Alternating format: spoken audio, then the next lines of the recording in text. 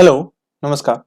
देखिए, आज के इस वीडियो में हम लोग पीरियोडिक टेबल को पढ़ने वाले हैं, यानी कि आवर्त सारणी को पढ़ने वाले हैं, या फिर आप इसको दूसरी भाषा में तत्वों का आवर्ती वर्गीकरण भी पढ़ने वाले हैं।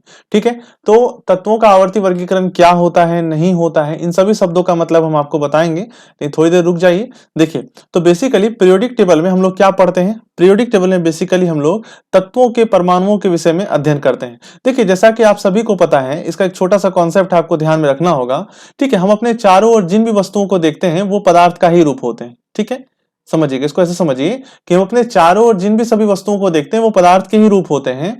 और जब इन पदार्थों को, ठीक है, जब इन पदार्थों को हम विभाजित करते हैं तो वो किस रूप में विभाजित होते हैं? तो वो परमाणु या फिर एटम्स के रूप में विभाजित होते हैं। जैसा कि आप सभी को पता है, परमाणु क्या होते हैं? किसी भी पदार्थ के सूक्ष्मतम कण को कहा जाता है, यानी किसी भी पदार्थ का जो अल्टीमेट पार्टिकल होता है, किसी भी पदार्थ का जो अल्टीमेट पार्टिकल होता है, या फिर यूं कह लीजिए किसी भी पदार्थ का जो आखिरी कण होता है ना, सैद्धांतिक रूप से उसे हम लोग क्या कहते हैं? परमाणु कहते हैं। हालांकि परमाणु को विभाजित किया जा चुका है, लेकिन पुरातन समय में यह अवधारणा थी कि पदार्थ का जो शुद्धतम रूप होता है या पदार्थ का जो सूक्ष्मतम रूप होता है उसे हम लोग क्या कहते हैं? बेसिकली परमाणु कहते हैं। तो अभी के वर्तमान युग में जो टोटल परमाणु है, तो टोटल परमाणु की संख्या जो है वो 118 है। कितनी है? 118। यानी आप यूं समझ लीजिए कि इन 118 तरह के परमाणुओं से मिलकर ही पूरा के पूरे संसार का निर्माण हुआ है, या फिर वर्ल्ड का निर्माण हुआ है। यानी पूरे के पूरे वर्ल्ड में आपका ये एक नंबर से लेकर के, यानी एक नंबर में आपके कौन है? हाइड्रोजन। एक नंबर में आते हैं आपके हाइड्रोजन, और लास्ट जो 118वें नंबर के जो तत्व के परमाणु है उसका नाम है ऑग्नेशन। ठीक है, ओजी। ठीक है, तो पूरा का पूरा जो ब्रह्मांड है वो आपका इन्हीं हाइड्रोजन से लेकर के ऑग्नेशन के बीच में जितने भी आपके परमाणु आते हैं उनसे मिलकर पूरा का पूरा ब्रह्मांड बना हुआ है। यानी यूं समझ लीजिए कि एक तरह से ये पूरा का पूरा ब्रह्मांड आपके सामने रखा हुआ है। ठीक है, तो चलिए थोड़ा सा और समझने का प्रयास करते हैं कि हम अपने आसपास जितने भी पदार्थ को देखते हैं, उसके अस्तित्व को देखते हैं, वो या तो हमें तत्व के रूप में दिखाई पड़ते हैं। यानी पदार्थ हमें किस रूप में दिखाई पड़ते हैं?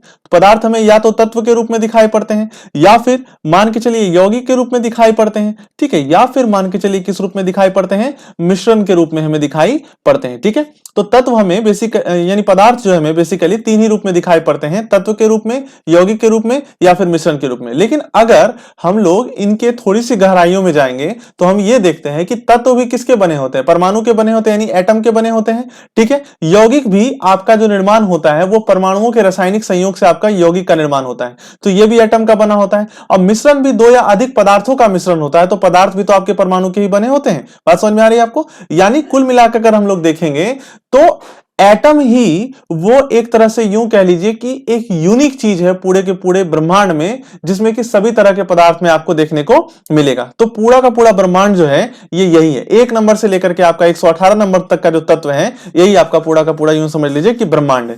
ठीक है, चलिए समझते हैं। अब तक कुल कितने तत्वों की खोज की गई है? तो अब तक जो है कुल 118 तत्वों की खोज की जा चुकी है। ठीक है, कितने तत्वों की खोज की जा चुकी है? 118 तत्वों की खोज की जा चुकी है, जिसमें आपका एक नंबर में जो आता है वो आपका ये हाइड्रोजन आता है, और लास्ट में जो आपका आता है 118वें नंबर पे वो आपका ऑर्गेनेशन आता है।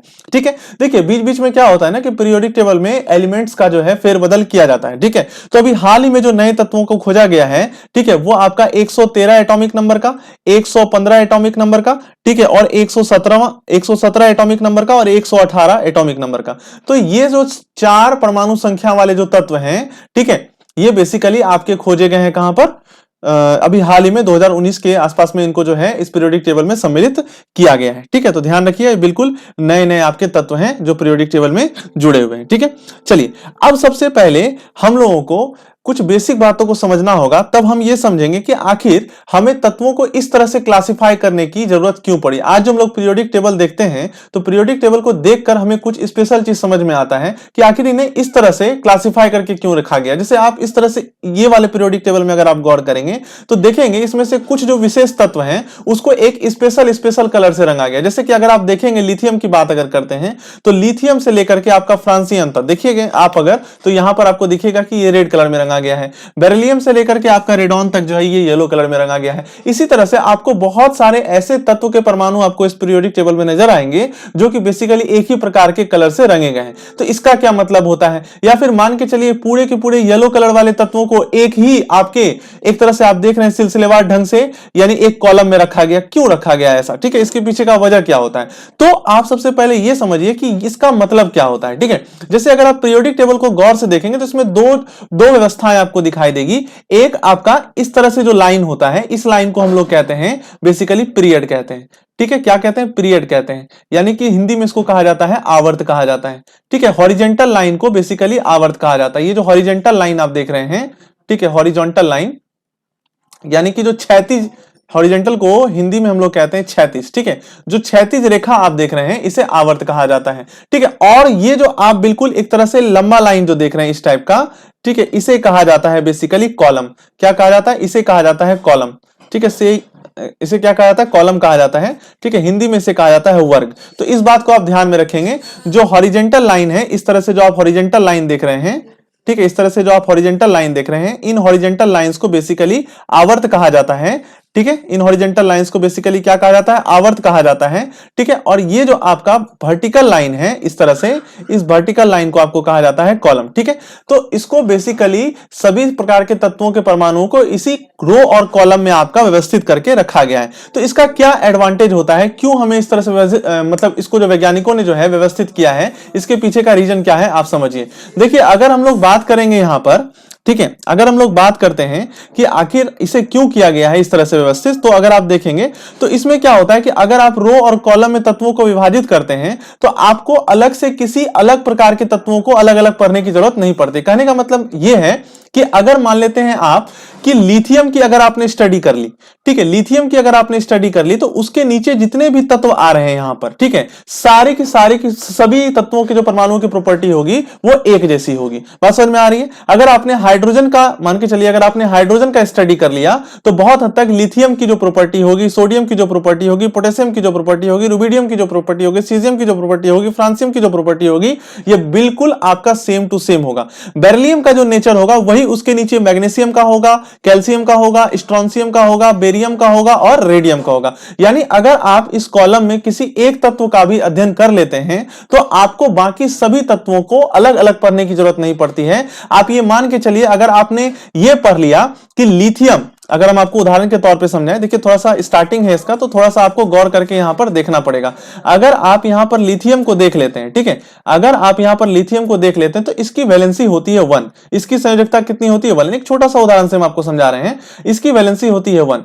तो लिथियम की अगर वैलेंसी 1 होती है तो हाइड्रोजन की भी वैलेंसी 1 ही होती है, ठीक है। सोडियम की भी वैलेंसी 1 होती है, पोटेशियम की भी वैलेंसी 1 होती है, रुबिडियम की भी वैलेंसी आपकी 1 होती है, सीजियम की भी 1 होती है, फ्रांसियम की भी 1 होती है। यानी कुल मिलाकर अगर आप देखेंगे यहां पर, तो अगर आप किसी इस कॉलम में एक भी तत्व का अध्ययन अगर आप कर लेते हैं तो बाकी सभी तत्वों की प्रॉपर्टी बिल्कुल वही होगी, अलग से आपको अध्ययन करने की कोई जरूरत नहीं पड़ती है, ठीक है। और क्या इसकी खास बात होती है, इस तरह से अगर आप इसको पीरियड और कॉलम में अगर सजाते हैं, आवर्त और अगर वर्ग में सजाते हैं तत्वों को, तो इससे क्या आपको और क्या फर्क महसूस होता है। तो देखिए ध्यान से, जैसा कि हमने आपको बताया कि अगर आप पहले कॉलम की स्टडी करेंगे, ये देखिए जो पहला कॉलम है इसकी स्टडी करेंगे, यानी अगर कॉलम 1 है ये, तो 1 कॉलम में उपस्थित आपके जितने भी तत्व हैं सबकी वैलेंसी अगर 1 है।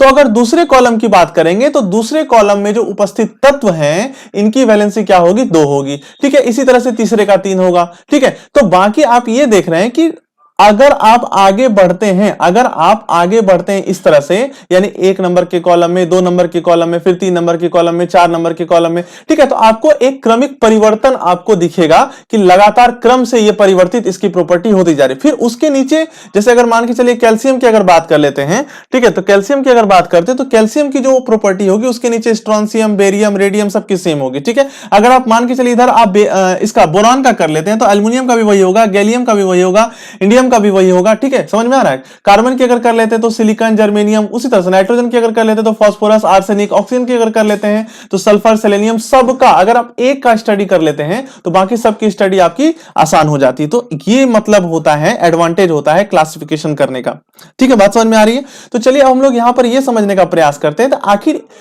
अभी हम लोग के सामने जो पीरियोडिक टेबल आपको नजर आ रहा है, ये पीरियोडिक टेबल स्टार्टिंग में इस रूप में तो नहीं होगा, कहीं ना कहीं इसमें बेसिकली इसको इस रूप को प्रदान करने के लिए पहले वैज्ञानिकों द्वारा एक प्रथम प्रयास तो किया गया होगा सजाने का। जो भी तत्व उस समय ज्ञात होंगे, यानी स्टार्टिंग में देखिए विज्ञान तो उतना डेवलप नहीं था, लेकिन क्या हुआ कि जैसे जैसे विज्ञान डेवलप होता गया, तत्वों के परमाणुओं को सजाने की जो प्रक्रिया है वो आगे बढ़ती चली गई। जैसे जैसे वैज्ञानिकों ने तत्वों का खोज करते चले गए और तत्वों के परमाणुओं को सजाते चले गए। ठीक है, तो समझने का प्रयास करते हैं स्टार्टिंग में किस किस प्रकार से जो है तत्वों के परमाणुओं को सजाया गया होगा। ठीक है, तो क्लासिफिकेशन जो किया गया था तत्वों के परमाणुओं का, तो स्टार्टिंग में धातु और अधातु के रूप में किया गया था। किस रूप में किया गया था?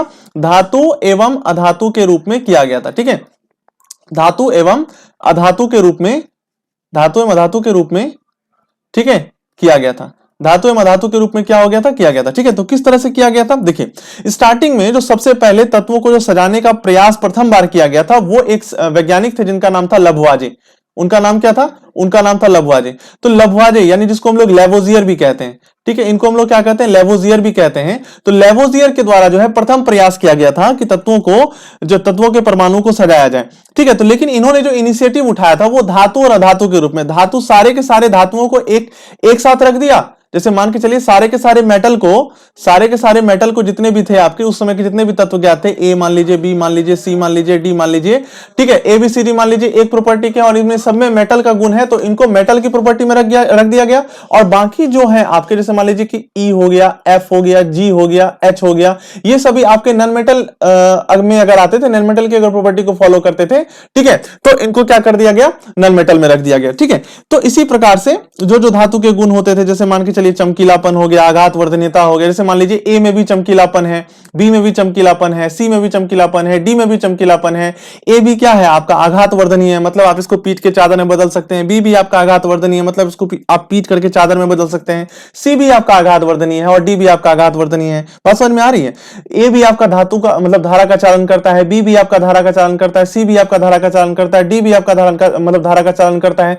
तो अगर धातु की जो प्रॉपर्टी है अगर एबीसीडी में पाया गया तो उसको एक कैटेगरी में रख दिया गया। ठीक है, उसके बाद ई एफ जी एच में देखा गया कि सारी की सारी अगर प्रॉपर्टी नॉन मेटल वाली फॉलो कर रही है, मतलब कहने का मतलब है कि अगर ई मान लीजिए अगर धारा का कुचालक है, तो एफ भी अगर धारा का कुचालक है, और अगर जी भी अगर धारा का कुचालक है, और अगर एच भी धारा का कुचालक है, तो उसको एक कैटेगरी में रख दिया गया। ठीक है, बात समझ में आ गई?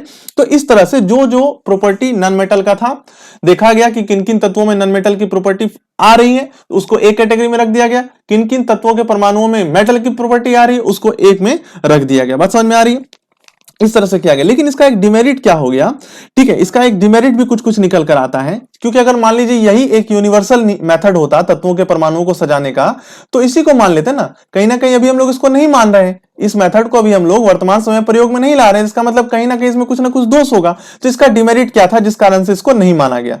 ठीक है, इसकी डिमेरिट्स क्या थी जिस कारण से इसको जो है नहीं माना गया? तो डिमेरिट्स को अगर हम लोग समझना चाहें तो हम लोग इस तरह से समझ सकते हैं कि बेसिकली जैसे मान के चलिए कि अगर हम लोग बात करेंगे, दो तत्व ले लेते हैं, एक सोडियम ले लेते हैं और एक प्लेटिनम ले लेते हैं। देखिए कायदे से अगर देखा जाए तो सोडियम और प्लेटिनम दोनों धातु है, बात तो सही है। अगर दोनों को हम लोग एक ही कैटेगरी में रख देते हैं तो कोई दिक्कत नहीं होगी।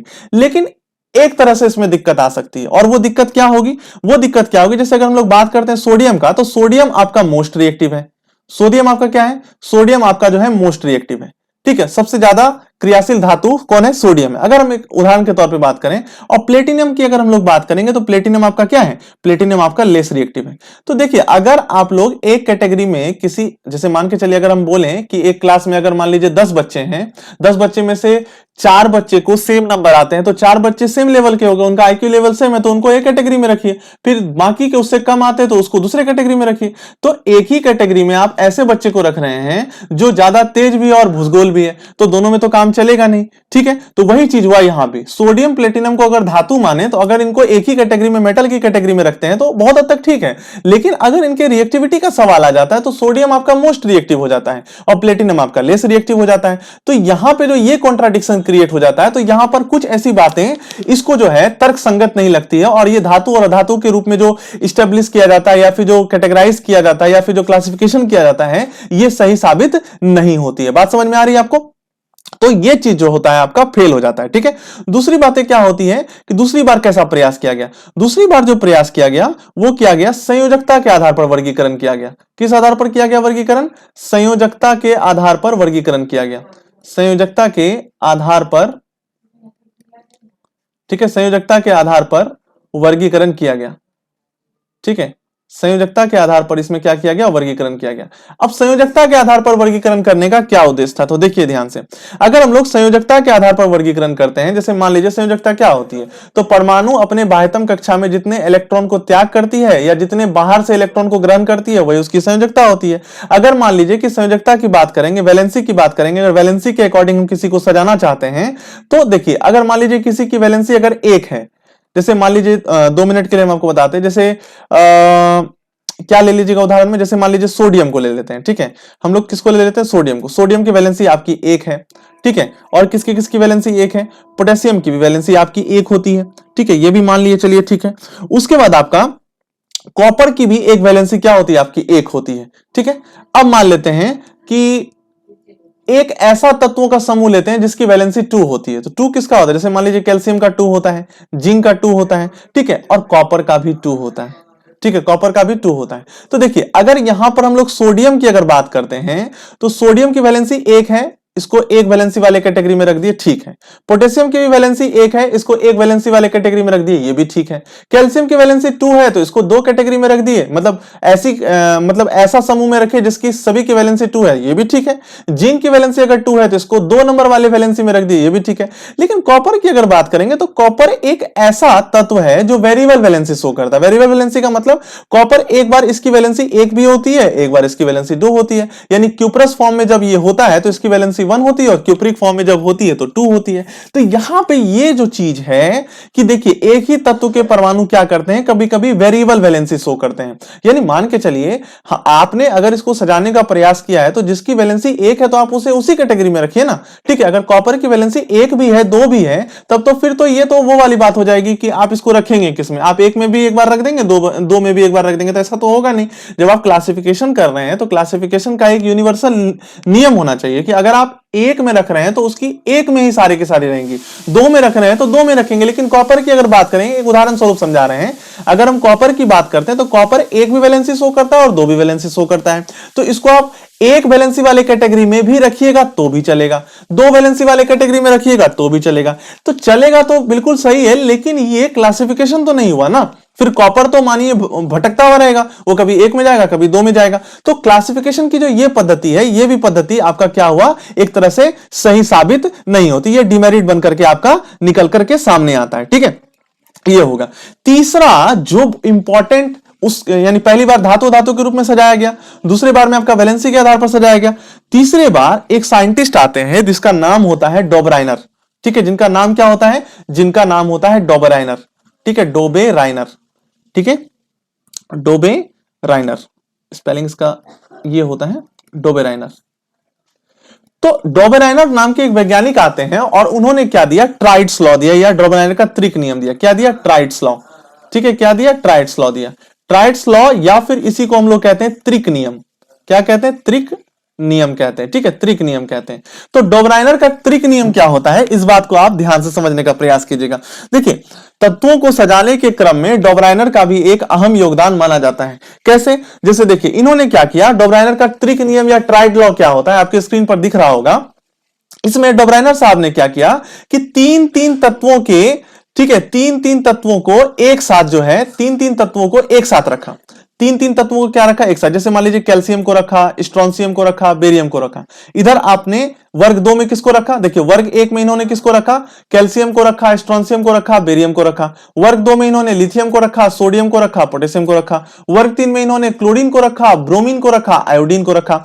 तो इन्होंने क्या किया? इन्होंने कहा कि यदि समान गुण वाले 3 तत्वों को परमाणु द्रव्यमान के बढ़ते क्रम में सजाया जाता है। ठीक है, बढ़ते क्रम में कैसे सजाया? तो देखिए, वर्ग 1 में कैल्शियम को रखा है 40, स्ट्रोंसियम को रखा है 87.5, ये इसका एटॉमिक मास है, ठीक है, और बेरियम को रखा है 137। उसी तरह से लिथियम की बात करेंगे तो लिथियम का 7 है देखिए, सोडियम का 23 है देखिए, पोटेशियम का 39 है देखिए। तो आप देख रहे हैं कि परमाणु द्रव्यमान का बढ़ता हुआ क्रम आपको यहां पर नजर आएगा, ठीक है। क्लोरीन का 35.5 है, ब्रोमीन का 80 है, आयोडीन का 127 है। तो आप एक चीज देख पा रहे होंगे कि यहां पर जो है परमाणु के द्रव्यमान का बढ़ता हुआ क्रम आपको दिखाई दे रहा होगा, ठीक है। तो डॉबराइनर साहब ने इस तरह से 3-3 का सीरीज बनाया, ठीक है, 3-3 का सीरीज बनाया, और उसके बाद 3-3 का सीरीज बनाया, और उसके बाद क्या किया कि इन तत्वों के परमाणु को परमाणु द्रव्यमान के बढ़ते हुए क्रम में सजाया। जैसे कैल्शियम, स्ट्रोंसियम, बेरियम, एक ट्राइड ले लिया, एक त्रिक ले लिया। त्रिक इसलिए नाम रखा क्योंकि इन्होंने 3-3 तत्वों के परमाणुओं का समूह बनाया था, ठीक है, इसलिए इन्होंने ट्राइड कहा,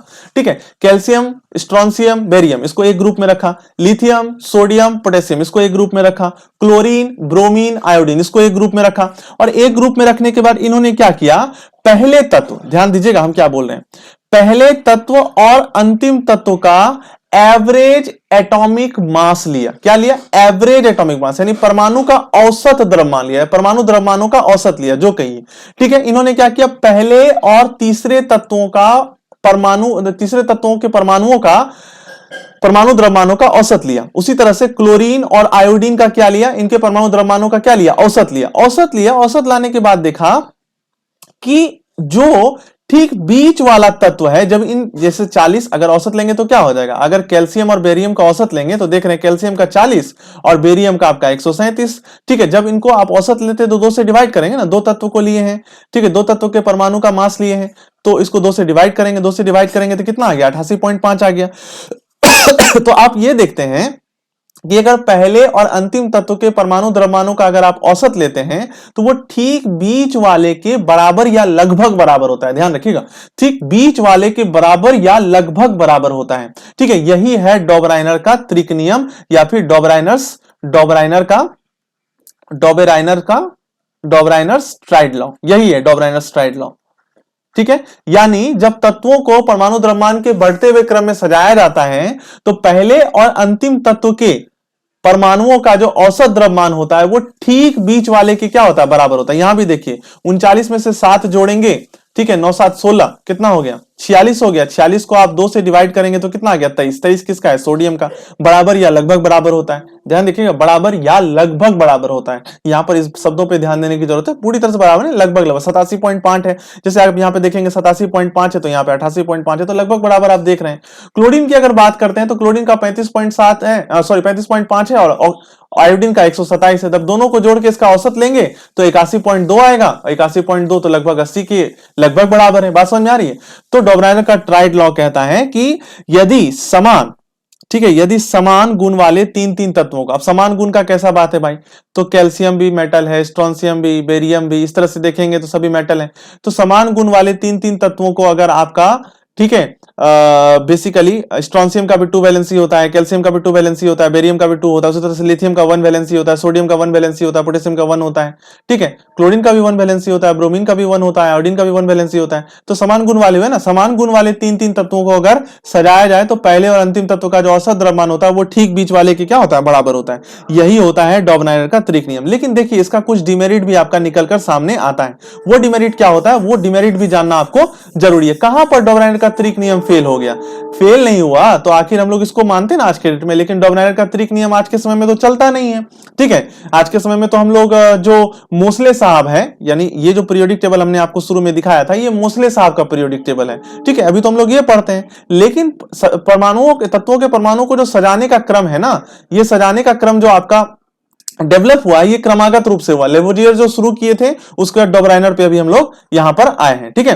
तो डॉबराइनर का जो ये त्रिक नियम है ये यूनिवर्सल नहीं हो पाया, वैलिड नहीं हो पाया। तो इसके पीछे का रीजन है, रीजन क्या है कि ये देखिए, एक तो ये 3-3 तत्वों का 3 ही ग्रुप निकाल सके। देखिए, एक कैल्शियम, स्ट्रोंसियम, बेरियम का निकाले, लिथियम, सोडियम, पोटेशियम का निकाले, क्लोरीन, ब्रोमीन, आयोडीन का निकाले, इसके आगे वो निकाल पाने में सक्षम नहीं हो पाए। यानी उस समय तक ज्ञात सभी तत्वों का वर्गीकरण त्रिक आधार पर नहीं हो सका, नहीं कर सके, कुछ समय तक ही रहा, यानी कुछ ज्यादा तत्वों का वर्गीकरण इस आधार पर नहीं हो सका, ठीक है।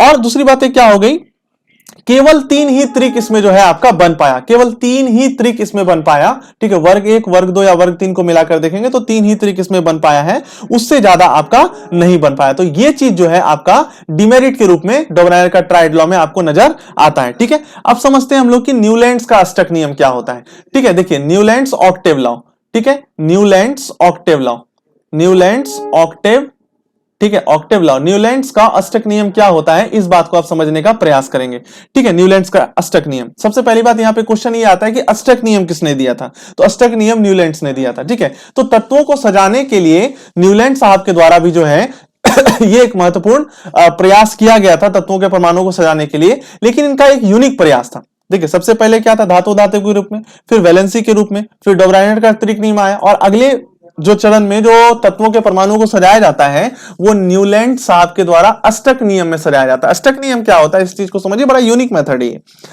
तो एक वैज्ञानिक व न्यूलैंड साहब, ठीक है, इन्होंने जो है इस तरह से तत्वों को क्लासिफाई करने का प्रयास किया गया था। इन्होंने क्या किया था कि देखिए जब तत्वों को उसके परमाणु द्रव्यमान के बढ़ते हुए क्रम में सजाते हैं, देखिए परमाणु द्रव्यमान के बढ़ते हुए क्रम में, जैसे हाइड्रोजन का 1, लिथियम का 7, 9, 11, 12, 14, देख रहे हैं, ये तत्वों के परमाणु का बढ़ता हुआ क्रम आपको दिखेगा जब सजाते हैं, ठीक है। और सजाने का जो बेसिकली क्या होता है ना कि कैसे सजाते हैं, तो सजाने के लिए इन्होंने वर्ग के रूप में संगीत का स्वर लिया। जैसे आपने संगीत के स्वर में, आप जैसे हम लोग हारमोनियम वगैरह बजाना सीखते हैं तो सबसे पहले सा रे गा मा पा धा नी सा, ये बेसिक ट्यून होता है जो सबको सीखना होता है। न्यूलैंड साहब ने इसी का प्रयोग किया था, ठीक है, बात समझ में आया। तो जैसे संगीत का जो स्वर होता है सा रे, ये भारत के हिसाब से, ठीक है, और वेस्टर्न कंट्री में ये अलग चलता है, ठीक है। वेस्टर्न कंट्री में जैसे हम लोग भारत में सा रे गा मा पा धा नी सा पढ़ते हैं, तो वेस्टर्न कंट्री में इसी टाइप से सा का अलग मतलब होता है, रे का अलग मतलब होता है, गा का अलग मतलब होता है, मा का अलग मतलब होता है।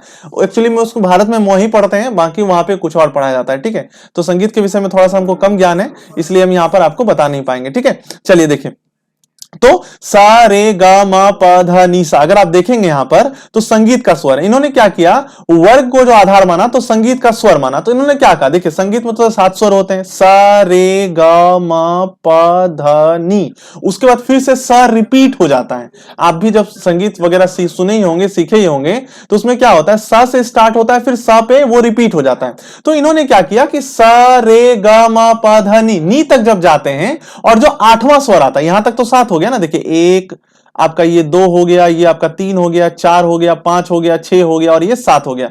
7वां के बाद जो 8वां स्वर आता है, यानी फिर 8वां स्वर क्या आता है, सा ही आएगा, सा ही आएगा। तो 8वां स्वर जो आपका सा आएगा वो बिल्कुल सेम नेचर वाला तत्व होगा। तो आप थोड़ा कंफ्यूज हो रहे होंगे, तो चलिए हम आपको बिल्कुल अच्छे से बताने का प्रयास करते हैं। तो देखिए यहां पर देखिए, हम यहां पे पहले गिनती लिख देते हैं, 1, 2, 3, 4, 5, 6 और ये 7, ठीक है। चलिए स्टार्ट करते हैं हाइड्रोजन से। देखिए हाइड्रोजन को अगर मानते हैं तो हाइड्रोजन अगर सा में है तो जब यहां से पढ़ना चालू करेंगे तो फिर जब अंतिम सा पे आएंगे तो समान गुण वाले तत्व की पुनरावृत्ति होनी चाहिए, है ना।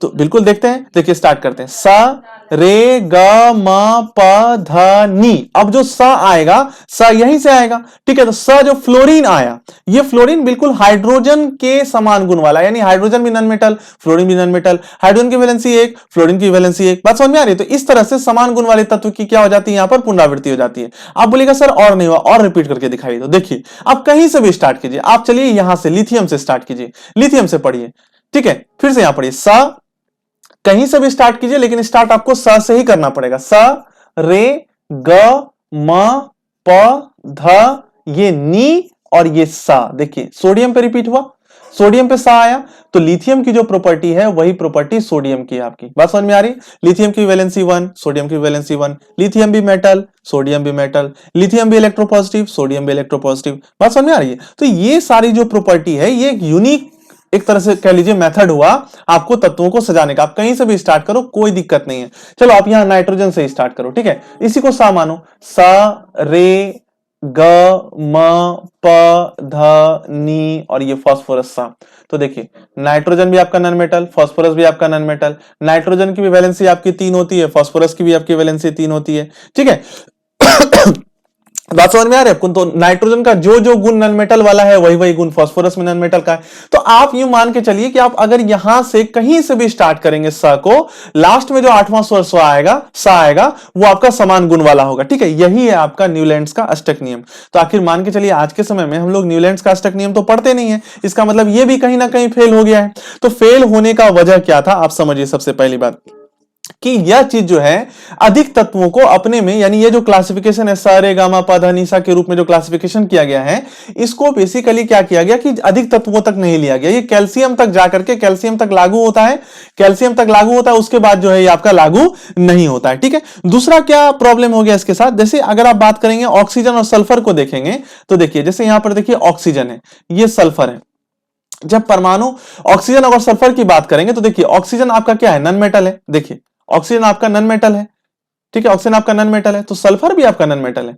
बीच में ये आयरन क्या कर रहा है, अगर आपने एक ग्रुप में एक ही तत्व को रखा है, देखिए जैसे यहां पर अगर आप देखेंगे तो अगर ये देखिए ये ग्रुप में विभाजित है ना, ये वर्ग में विभाजित है, हम आपको पहले ही बताइए। और जो हॉरिजॉन्टल जो वर्टिकल लाइन होता है ये वर्ग होता है। एक वर्ग में समान गुण वाले तत्वों को रखा गया। आप बोलेगा सर कैसे, तो देखिए यहाँ हाइड्रोजन है तो यहाँ फ्लोरीन है तो यहाँ क्लोरीन है। बात समझ में आ रही है आपको? तो हाइड्रोजन जिस नेचर का है फ्लोरीन भी उसी नेचर का, हाइड्रोजन भी नन मेटल, फ्लोरीन भी नन मेटल, इसकी वैलेंसी 1, हाइड्रोजन की वैलेंसी 1, फ्लोरीन की वैलेंसी 1। तो अगर ऑक्सीजन नन मेटल है, सल्फर आपका नन मेटल है, तो आयरन मेटल बीच में क्या कर रहे हैं? ठीक है, तो ये चीज जो है इसका डिमेरिट के बन के, मतलब सजा के निकाल तो दिया, लेकिन मान के चलिए डिमेरिट ना हो गया। मान के चलिए अगर आप एक ग्रुप में एक ही प्रकार के एक ही गुण वाले तत्व के परमाणु को रख रहे हैं तो उसी तरह का रखिए। ऑक्सीजन अगर नन मेटल है, सल्फर अगर नन मेटल है, तो आयरन यहां मेटल क्या कर रहे हैं, मेटल को यहां पर नहीं होना चाहिए। ठीक है, ये चीज डिमेरिट के रूप में आपका निकलकर सामने आता है। उसके बाद अगर हम लोग बात करेंगे नाइट्रोजन और फास्फोरस की अगर बात करते हैं तो देखिए नाइट्रोजन आपका नन मेटल, फास्फोरस आपका नन मेटल। ठीक है, अब देखिए यहां पर क्या है आपका मैग्नीज आ गया।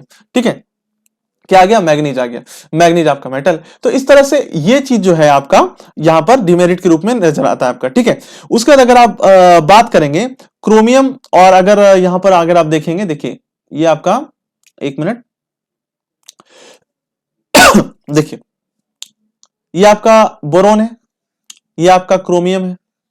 ठीक है, बोरोन है, क्रोमियम है, एल्युमिनियम है। ठीक है, तो अगर आप बात करेंगे क्रोमियम की अगर बात करेंगे, ठीक है, तो क्रोमियम का बहुत सारा गुण जो है आपका बोरोन और एल्युमिनियम से अलग है आपका। ठीक है, तो ये चीज यहां पर भिन्नता के रूप में नजर आती है। ठीक है, उसके बाद क्या हो गया कि ये कहां पर आपका फेल होता हुआ नजर आता है। देखिए एक होता है जीरो ग्रुप, एक क्या होता है आपका जीरो ग्रुप। जीरो ग्रुप क्या होता है, जीरो ग्रुप में आपका जितने भी तरह के अक्रिय गैस हैं, ठीक है, जीरो ग्रुप में क्या होता है आपका जितने भी तरह के अक्रिय गैस, अक्रिय गैस में कौन कौन से आते हैं, जैसे हीलियम, नियन, आर्गन, क्रिप्टन, जेनन और रेडन, ये आपके अक्रिय समूह में आते हैं। इन अक्रिय समूह के तत्वों को यहां रखने की व्यवस्था इस न्यूलैंड्स के अष्टक नियम में नहीं की गई थी। बात समझ में आया? आप देखिए कहां पर रखिएगा इसको, ऐसा कोई कॉलम ही नहीं बनाया गया था। इस कारण से जब जीरो ग्रुप की, ठीक है, या फिर अक्रिय गैसों का जो ये समूह है इसकी जब खोज हो गई, ठीक है, तो फिर मान के चलिए कि इस न्यूलैंड्स के अष्टक नियम के द्वारा जो ये वर्गीकरण किया गया था तत्वों के परमाणुओं का, इसको यहां पर रखना क्या हो सका, संभव नहीं हो सका। ठीक है, तो ये जो है आपका न्यूलैंड्स का अष्टक नियम जो है ये डिमेरिट के रूप में इसका उभरकर सामने आता है। ठीक है, आई होप आपको समझ में आया होगा अच्छे से। अगले वीडियो में हम लोग जो है मेंडलीव का नियम समझने का प्रयास करेंगे। अगर आप मेंडलीव के नियम को अच्छे से समझ जाते हैं तो मोस्ले का नियम समझना, जो मॉडर्न पीरियोडिक टेबल आज के समय में हम लोग पढ़ रहे हैं, ये वाला, ठीक है, हम आपको दिखा देते हैं इमेज में, ये वाला जो पीरियोडिक टेबल है अभी जो वर्तमान समय में जो चल रहा है वो मोस्ले साहब का पीरियोडिक टेबल है। ठीक, किसका है, मोस्ले साहब का पीरियोडिक टेबल है। तो ये मोस्ले साहब का पीरियोडिक टेबल समझना काफी आसान हो जाएगा, क्योंकि ये कहीं ना कहीं मेंडलीव साहब के, ठीक है, मेंडलीव साहब के पीरियोडिक टेबल से क्या है, प्रेरित है आपका। ठीक है, तो मेंडलीव साहब के पीरियोडिक टेबल को हम लोग कल पूरा कंप्लीट करेंगे। ठीक है, बाकी जो बचेगा मोस्ले साहब का वो नेक्स्ट वीडियो में हम लोग कंप्लीट करेंगे। तो धीरे धीरे पढ़ेंगे इसको, कोई दिक्कत नहीं है, 2 से 3 वीडियो में हम लोग इसको खत्म करेंगे कंप्लीटली। ठीक है, तो आई होप आपको आज का क्लास समझ में आया होगा। कोई दिक्कत हो तो आप बताइएगा। ठीक है, मिलते हैं हम लोग नेक्स्ट वीडियो में।